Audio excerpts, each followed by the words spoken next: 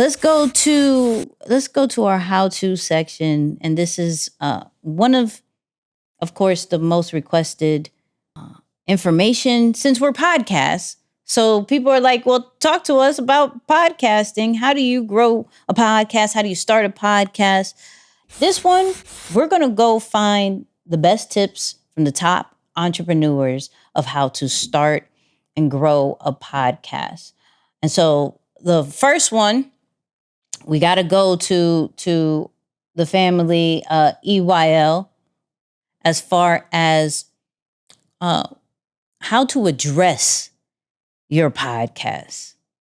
Biggest advice that Dame Dash ever gave me, shout out to Dame, he said, stop calling your show a podcast. That was 2 years ago. We stopped calling it, him and my people at 85 South, we started calling it a show, but now it's not even a show. Earn Your Leisure is just a brand, it's a media company. Our vision was always bigger than just a podcast. Of course. You know what I'm saying? Like, I feel like what we have to offer is so much bigger than just that. What he's really speaking to is the relentless pursuit of the next thing, right? Like we started with a show and it turned into a network and turned into a media platform, but it's now turned into a global source for information, right? Yeah, I like what Troy says there too. The ever going evolution of what happens to the next thing, right? And I love that breakdown. But it's very important. And again, shout out to Jabari, who was on an episode with us a couple of weeks ago or a couple episodes ago, when he talked about it's really important that when you're first starting to understand how you're categorizing the brand, the company, the business that you're trying to build, because how you categorize it ultimately determines how big it can grow. So if you have aspirations to do however many dollars in business or however much impact or reach that you want to have on a global scale, but you put yourself in a corner of a marketplace that has a ceiling that will never allow you to get there, sometimes it's not so much your idea, your business, or even the talent that you have. It's just the position of the market that you've cornered yourself into. So I really have to add big emphasis to say, or to this one and say, you have to study the space before you get in. Please be mindful not to just look at influential people or be inspired by someone who's convincing and compelling and jump into the space and say, I want to do what they do, because you don't know how they strategically put themselves in place to serve that corner of the market, and if that will align with your interest and skill set as well. So yeah, super important how you categorize yourself, what position you put yourself into. That's very important. Now, the last thing is just know that it's normal to graduate from grade 1 to grade 2, which is what they talk about, that natural progression. As you gain experience, you say, okay, that was good, but I feel we can be better, bigger, etc. So that is also part of the process. I like that. Second tip comes from one of the godfathers of podcasting from an entrepreneur side, which is Pat Flynn. He talks about how many ideas you should have up front. And try to come up with 25 episodes. Like, just, that you don't have to nail the title or anything. Just what might you talk about when you start hitting record? And if you can get 25, then okay, you're pretty good, because you might have like a half year's worth of content if you're going weekly that you could kind of keep going with, versus what I know a lot of people do is they just jump into it and they're 2 episodes in and they're like, I don't even know what I'm going to talk about next week. So planning ahead, getting used to kind of having a little bit of an editorial calendar. And where do those come from? They should just come from either your expertise and knowledge about the topic and things that you feel like would be useful to share, but even more importantly, they can be answers to people's questions or topics that are hot within the space that you're in right now. So with this one, I think with technology, it makes it a lot easier to come up with these different episodes, right? So where you kind of want to already have 3 episodes in the clip as far as when you post it, right? One, that's reasons for people to kind of get a understanding of who you are and what the podcast is about. But also 2, kind of gives you up front of like, what is the topics I have to come up with? And so with things like ChatGPT, with Google Bard, with Claude 2, you can now go into AI and be like, I'm creating a podcast about streetwear. I'm creating a podcast about streetwear. Please give me 25 episode ideas going towards the audience of, and then drop who your audience is. As much details as you can give about your podcast, you're going to want to do that, because the pressure of coming up with something every single week is real. We deal with it every single week, right? Where it's like, okay, what are we going to talk about this time when we do our lives? What's the topic that we're going to talk about now? What's great after you do a good amount is that there's going to be data that's going to support the new topics that you come up with, right? In the beginning, you have to be like, all right, what can I talk about? Later down the line, you can then almost lean on data based off what your audience has reacted to on some, hey, you should go deeper down on these particular topics, right? So I do agree with Pat Flynn as far as coming up with 25 ideas, just so you can pretty much have, let's say, I would say 30, just so you can have a month's worth as far as content, but then you have a good amount each week. Let's say you do once a week, and then use tools like ChatGPT, Claude 2, Google Bard. Now we have Meta AI. Use these things to help you create the podcast episodes so you don't ever have to worry about running out of things to say. Okay. So the third tip comes from, of course, Gary Vee, and talking about, should you get big time guests off top or something else? Be strategic about who you book as guests. A lot of people try to come out the gate and get their biggest guest, when the right answer is get 10 guests first in that are not as big, giving yourself time to get good at interviewing, and then you start layering the bigger guests you can get. I'm way better at hosting a podcast today than I was the first 100 I did, because you just get reps. You get to understand. I like struggled cutting people off. I still do it. You have no idea that if you're gonna be good at it or good by your standard. This may be the 10th time I've said this in the last couple of months, but again, more evidence that you need to get the bad reps out of you in the beginning. As you start, there is gradual growth that's naturally going to happen, and allow yourself time to do that or build that into your process. So I love that he's mentioning this, and I too have to agree that you don't have to go to your top of the top right away unless you're seasoned in the space. Now, granted, if you already have experience, if you have over a couple of hundred or even 1,000 hours of practice time on camera, which again, I can speak to that because I believe we've probably surpassed that amount now with everything we do on live and on the podcast. So there's a ton of experience on camera that you have. Go back and just look at, I can speak for myself at least, go back and watch how I've transitioned and become more comfortable on camera as the episodes have gone on.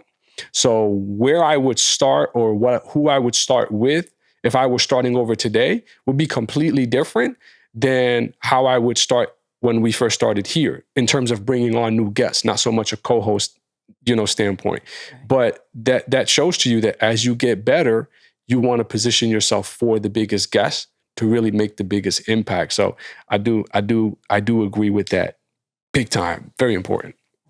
The fourth one, I think we're up to fourth.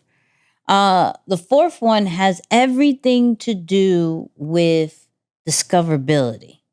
So how many people in here have a podcast, right? Like audio podcasts, hard to grow, right? Podcasts don't grow because the reason why podcasts don't grow, no matter what you do, is because ultimately what happens is there's no virality built into it. Let's say that I release an audio podcast, Eric listens to it. Only way anyone else is finding out about this podcast is if Eric loves me so much and likes the episode so much that he takes it and he DMs it to someone, texts it, he tweets it, he like does something with it. But on YouTube, if you just watch the full video, YouTube's like, yo, Eric like that. Send it to more people like Eric, and they just send it. There's a key piece to like all this content stuff. Yes, eventually you have to be on multiple platforms. People are going to keep going to the platforms where virality built into it rather than trying to build from scratch. And so I think that like the way that these platforms are built too, you really got to pay attention to, because that'll ultimately drive growth. So with this one, it's so important because he's right.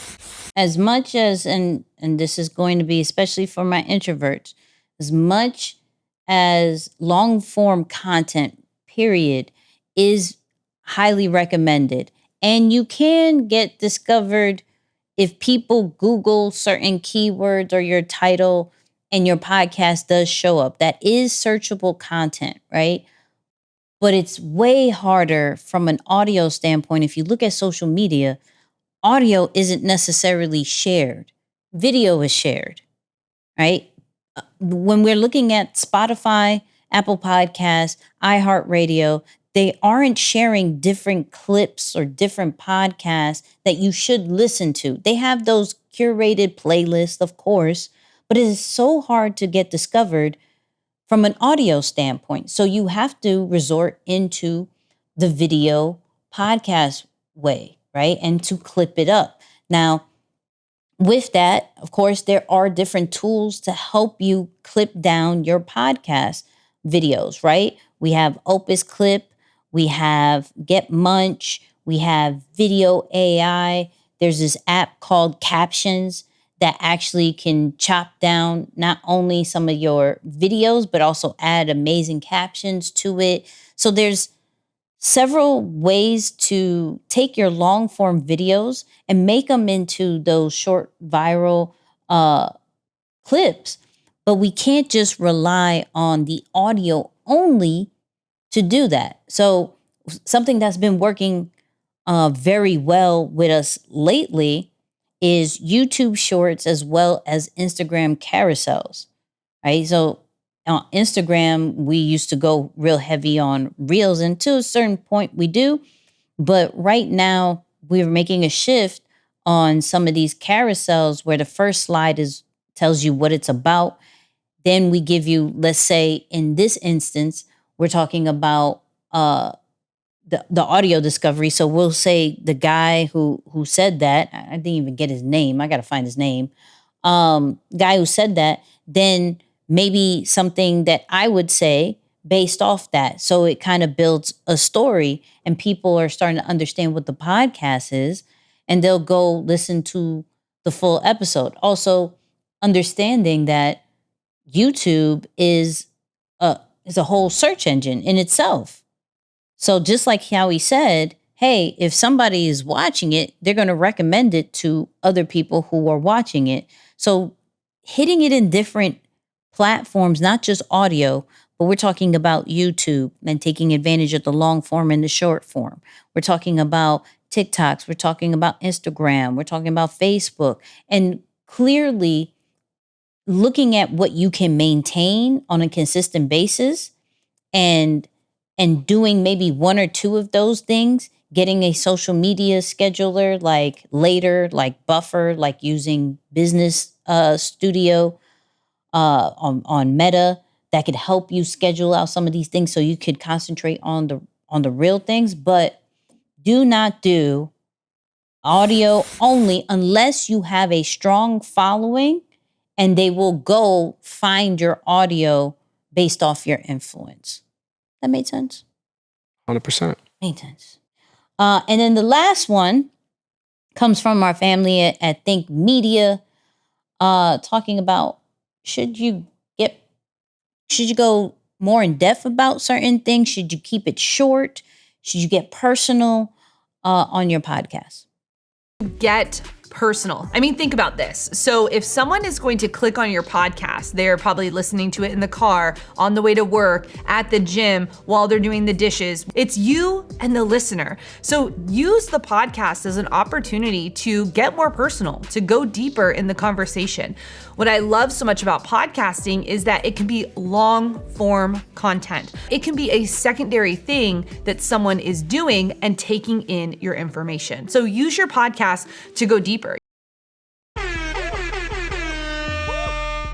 That's so good. That's so good. It takes a while, right? It takes a while, and I'm saying for someone to just grow comfortable with being vulnerable and share more about what you personally have experienced as it relates to the topic at hand. Because I mean, think about it. you guys who are listening to this or watching this right now, you can very easily go and look up how to start a podcast, best practices for podcasting. You can do that on your own. The content that we're getting is searchable content, things that you can find online. But what makes it unique is that you're getting that content with our experience and our thoughts attached to it. And so imagine if we were to give you that content, and I believe there are times throughout the history of the show where, again, just as we've discovered that for ourselves, where it probably was that, and then we realized, no, we have to give them our thoughts, our spin to it, not just regurgitate what has been said on the clip or the information that we're sharing, right? And so, but what does that take? That takes a little bit of vulnerability. That takes a little bit of eagerness and willingness to open up and share what you experience. And so you can see, even the format of the show now, it's strategically positioned where you're getting more of us from, hey, what's going on this week and what did we intentionally learn and can share so that listeners and people watching can benefit and maybe apply and get similar outcomes to what we're experiencing. So everything from that is very important and very key. But for those of you listening, looking to get into the space, make sure that you're infusing those parts of yourselves into the show. The part that I liked, and it's nice to think about this way, and probably I have to almost meditate on this a little bit more, is be mindful that your content is almost a conversation that is being had in a very intimate space with you and the listener. Yep. All right. It's like, when you think about it that way, it's like, oh, shoot, you're right. If someone's watching this, just listening to the content, you think about delivering that to them differently than if you were at a large event and you're presenting to an audience. There's a totally different feel. So I have to, be right back. I got to meditate on that. Hey. That's good. So I also want to review, Moose found a really dope podcast report. I want to kind of talk about that, kind of help the listeners and viewers in their podcast journey. Yeah. So this was a report that just came out recently. It was done by SXM Media. And it looks like they're either backed or in collaboration with SiriusXM, which makes sense, I guess, right? SiriusXM, SXM. Yeah, sure enough, it is SiriusXM. So they have a podcast network, and clearly they are using this as their free tool to be able to get more podcasts on their network. So maybe it's something that we will have to check out. But I love what they did with this report. Fire graphics, by the way. Whoever designed this is really cool. I'm going to send it to you for you to check it out. Okay. But they basically broke down podcasting and they gave stats around listeners who are tuning into different types of shows. And not only are they just telling you, hey, this is the, let's say, the comedy section or the lifestyle section, but they zero in on the different profiles of listeners. So they have a section after they tell you the category of a podcast, they tell you about the listener profile. So for example, the 3 types of listeners who tune into comedy, there's the humorist, the entertainer, and the class clown, right? So you can really think about, if you know this about your prospective listener already, you have more insight to who's listening, what type of content you need to create for them so that they can be most engaged with what you're putting out. Now, the final piece of this, which I think is super cool, is that they close off each section with a category or with a slide specific to brand opportunity. So they're telling you, here's the opportunity for you if you fit this category. Here's the opportunity for you to do something, or here's the opportunity for you, what you can do in the space. Right, so it says a huge percentage, 94% of comedy listeners take action after hearing a podcast ad. Yes, that's very close to everybody who listens. So if I'm a podcast who categorizes as a comedy podcast, you might want to take this information, right? Whether you cite it in your deck or you do something with it, but you should be going after advertisers pretty heavily and showing them this, like, hey, people are most receptive to and are most willing to take action to ads when the content that is, before it is comedy related content. So that's great information. So a lot of really good insight around the average age of a listener, gender, status, level of education, ethnicity. So much great content here. And then of course they have multiple categories, right? They have, let's see, news. I saw lifestyle and entertainment, health and wellness. So really, really cool.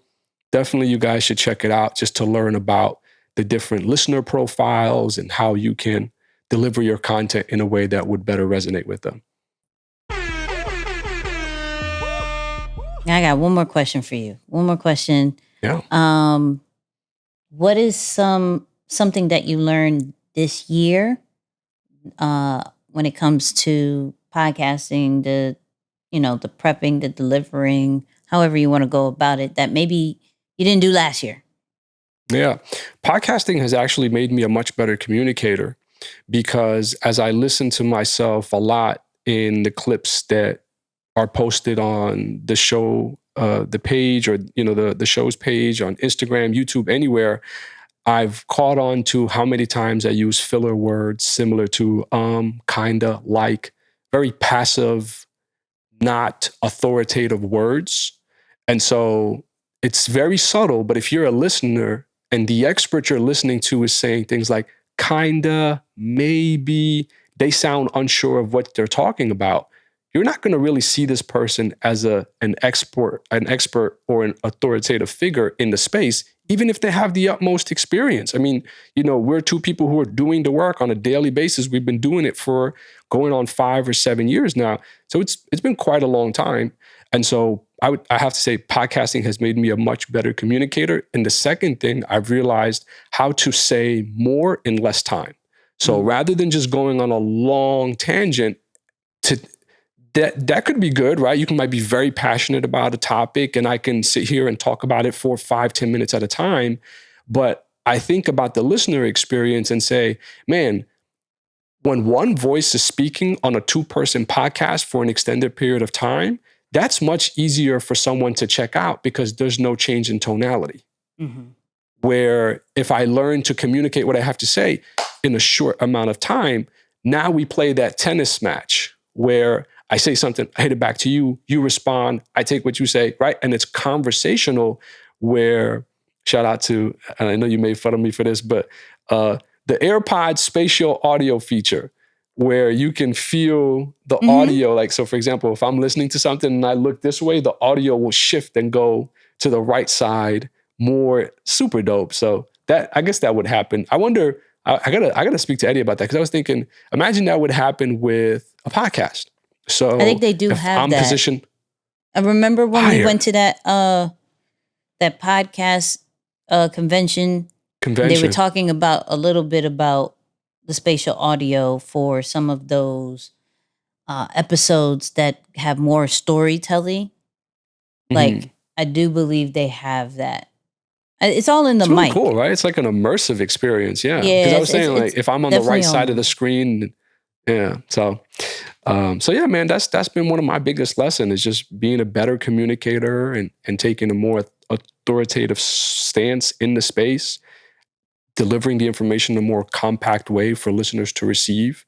I think I've gotten much, much better in the last 2 months. I wouldn't say it's the entire year that I've been doing this, but really the last 2 months I paid close attention to how I deliver and communicate and make the connection to the points. Because before I might talk about water and connect water to airplanes. It's like, wait, what? Why are you telling me about airplanes when we're talking about water? Right. But if I connect water to going to the beach or drinking a sip of water after a long day of exercise or a long workout, whatever, right? It's like, okay, there's more context here. So yeah, I know it's an unrelated example, but context is important and connecting it to something tangible for the listeners. I like that. I think for me, that one that they said to get personal, I think that one has been something I've been really intentionally trying to add more to the podcast as far as saying, hey, this is what I did. This is what I've used. This is, I don't want to go more towards always teaching, where I'm thinking about those people who are just coming in to like, well, how do you know this? Like, who are you? Like, we're still in the growth stage of our podcast. So for me to just go, this is what you should do, this is what you should do, this is what you should do, and they don't know us, I know if I heard something, I'm like, who are you? Like, unless somebody referred me, if I'm discovering you on these platforms, I gotta know, like, are you going through this? Or have you gone through it? That whole nine. So I'm always, when it's about the getting personal and getting more in depth about certain things, I'm trying to be like, okay, how do I always make sure the audience knows that I'm going through this? I'm trying to build this. I'm, those kind of things, and being more personal with it than being perfect. I could care less. And on a long form situation, I could care less about being perfect. Any content, I care less about being perfect and always looking like I have it together, because I don't. And I don't try to be. And I don't try to act like I know everything. I know a good amount based off my experience, but I'm still learning, even on this podcast, what some of the things to do. And so the podcast is just a journey of the learning experience, and that we just love that you guys are taking it with us. So that's one of the things. That's a good word. Yeah, that's a good word.